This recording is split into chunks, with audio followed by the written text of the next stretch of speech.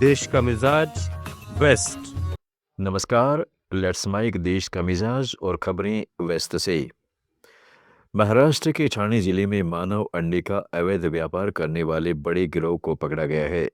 इस धंधे में इलाके के IVF सेंटर से लिप्त पाए गए हैं जो गरीब और आर्थिक रूप से कमजोर महिलाओं का शोषण कर रहे थे। यह गिरोह गरीब महिलाओं को 25,000 से 30,000 का लालच देकर उनके अंडे निकाल लेता था। पुलिस ने बदलापुर में मुख्य आरोपी सुलक्षणा गाडेकर समेत 7 लोगों को गिरफ्तार कर सुलक्षणा के घर से हार्मोन इंजेक्शन बरामद किए हैं। उसके घर से ही पूरी नेटवर्क चल रहा था। इस मामले में मालती IVF सेंटर्स की भूमिका सामने आई है, जो नासिक में रजिस्टर है लेकिन थाने में बिना लाइसेंस चल रहा था। सेंटर को सील कर दिया गया है। महाराष्ट्र राज्य महिला आयोग की चेयरपर्सन रूपाली चकणकर ने बदलापुर और थाने में IVF और सोनोग्राफी सेंटर्स के लाइसेंस की जांच के आदेश दिए हैं। महाराष्ट्र में अब सरकारी महिला कर्मचारियों के लिए प्रदेश की नई डिप्टी CM सुनेत्रा पवार एक खास स्कीम लेकर आई है। उन्होंने पहले आओ पहले जाओ स्कीम की घोषणा की है। विधान परिषद में उप मुख्यमंत्री ने इसकी जानकारी दी। महिला दिवस की पृष्ठभूमि में कम अर्ली गो अर्ली योजना के तहत मुंबई महानगर क्षेत्र की महिला कर्मचारियों को सुबह 9:15 से 9:45 बजे के बीच कार्यालय में पहले आकर जितने मिनट पहले काम शुरू करेंगी उतने ही मिनट शाम को कार्यालय से पहले निकलने की अनुमति दी जाएगी, यानी करीब 30 मिनट की छूट मिलेगी। इस फैसले से भीड़भाड़ के समय महिलाओं को होने वाली परेशानी कम होगी। महाराष्ट्र में छत्रपति संभाजीनगर ग्रामीण पुलिस की आर्थिक अपराध शाखा ने भारतीय खाद्य निगम के नाम पर 10 करोड़ 11 लाख रुपए से अधिक की धोखाधड़ी के मामले में मुख्य आरोपी को गिरफ्तार कर लिया है।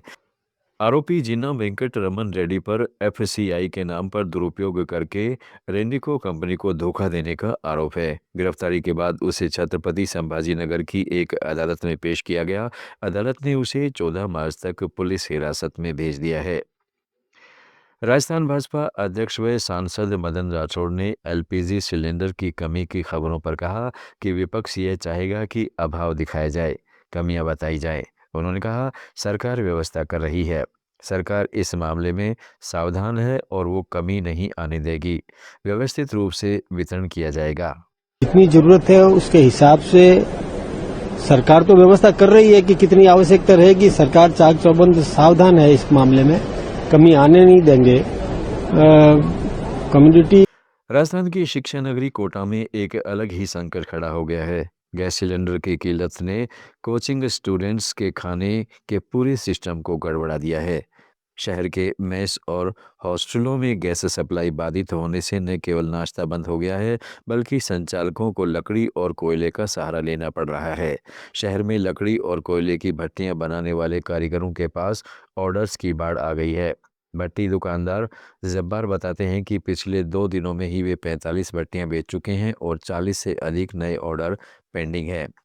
ये भट्टियां 35 किलो से लेकर 40 किलो के वजन में 130 रुपये प्रति किलो तक के भाव से धड़ल्ले से बिक रही हैं। राजस्थान का स्थापना दिवस 19 मार्च को मनाया जा रहा है। भजनलाल सरकार ने इसकी तैयारियां शुरू कर दी हैं। 14 से 19 मार्च तक पूरे राज्य में कई तरह के सांस्कृतिक और सामाजिक कार्यक्रम आयोजित किए जाएंगे।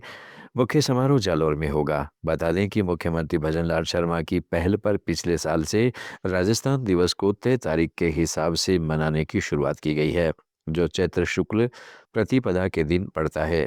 राज्य सरकार 1 सप्ताह तक कार्यक्रमों का आयोजन करेगी, जिसकी शुरुआत 14 मार्च से स्वच्छता सप्ताह के साथ होगी। इस दौरान प्रदेश के सभी जिलों में जिला स्तरीय स्वच्छता कार्यक्रम चलाए जाएंगे।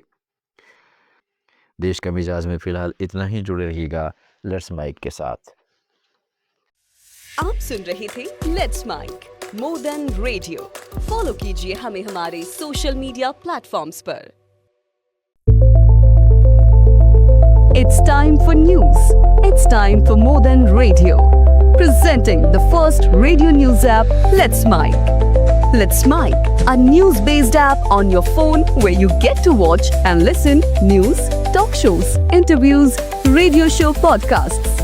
On Let's Mic, you get all relevant information of TV, print, radio, podcast, and digital. Let's Mic talks about every segment of life.